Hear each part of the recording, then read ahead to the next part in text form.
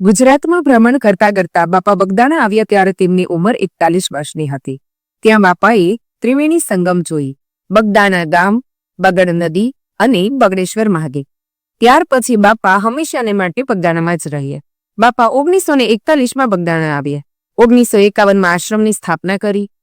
1959માં અન્નક્ષેત્ર ચાલુ કર્યું. 1960માં ભૂદાન હવન કર્યો. 1962માં આશ્રમની હરાજી કરાવીને ભારત અને ચીનના યુદ્ધ વખતે લશ્કરની મદદ કરી. 1965માં આશ્રમની ફરી વખત હરાજી કરાવીને બાપાએ ભારત અને પાકિસ્તાનના યુદ્ધ વખતે લશ્કરની મદદ કરી. ફરી વખત 1971માં જ્યારે ભારત પાકિસ્તાનનું યુદ્ધ થયું ત્યારે પણ બાપાએ આશ્રમની હરાજી કરાવીને લશ્કરની મદદ કરી હતી. સંત ભૂમિ સ્વરાષ્ટ્રની અને એમાં રૂડુ બગદાણા ધામ. બાપા બજરંગદાસ બિરાજતા અને રટતા સિતારા. આમ ભારતના ઇતિહાસમાં સેવાભાવી અને રાષ્ટ્રીય સંત એવા બાપા બજરંગદાસ પોષ વદ સોતના દિવસે સૌને રડતા મૂકીને દેવ થઈ ગયા. એ બાપાની મઢોલી બાપા વગર સોની થઈ ગઈ. અને એ દિવસે તો બગદાણા ગામ, બગડ નદી અને વનવનરાઈ પણ સોની થઈ ગઈ હતી. પશુ પક્ષીઓએ પણ પોતાનો કિલોલ છોડી દીધો હતો. ત્યાર પછી બગદાણા ધામ ધીમે ધીમે પ્રખ્યાત થવા લાગ્યું. ભક્તો માનતા લઈને જાય છે અને બાપા ખરેખર ભક્તોની માનતાની પૂરી કરે છે. તો તમે ક્યારે વિચાર્યું છે કે બગદાણા ધામમાં લાખો ભક્તોની ભીડ વચ્ચે આટલી અદ્ભુત શાંતિ કેમ જળવાઈ રહી છે? આ વ્યવસ્થા પાછળ કોઈ જાદુ નથી, પરંતુ એક અદ્રશ્ય શક્તિ કામ કરે છે, જે સાચા અર્થમાં ગુરુ આશ્રમનું સાચું ઘરેણું છે. આ શક્તિ એટલે બગદાણા ધામનું સ્વયંસેવક મંડળ.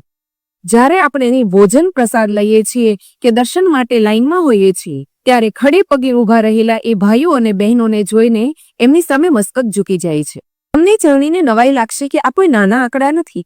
550 ગામડાઓના ભાઈઓ અને 350 ગામડાઓની બહેનો, એટલે કે 20,000 ભાઈઓ અને 30,000 બહેનો મળીને કુલ 50,000થી પણ વધુ આ સ્વયંસેવકોનું એક વિરાટ સૈન્ય છે.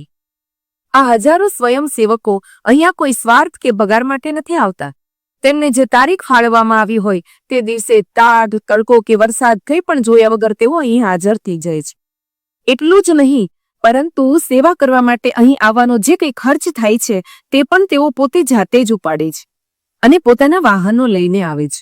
આમ તન, મન અને ધનથી સેવા કરતું આ મંડળ માત્ર વ્યવસ્થા જ નથી સાચવતું, પરંતુ પૂજ્ય સંત શિરોમણી બજરંગદાસ બાપાના સેવા પરમો ધર્મ આ સંદેશને જીવંત રાખી છે.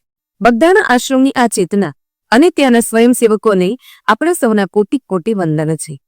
વિડીયોને ફોલો કરી કમેન્ટમાં સીતારામ લખવાનું ભૂલતા નહીં. જય બજરંગદાસ બાપા.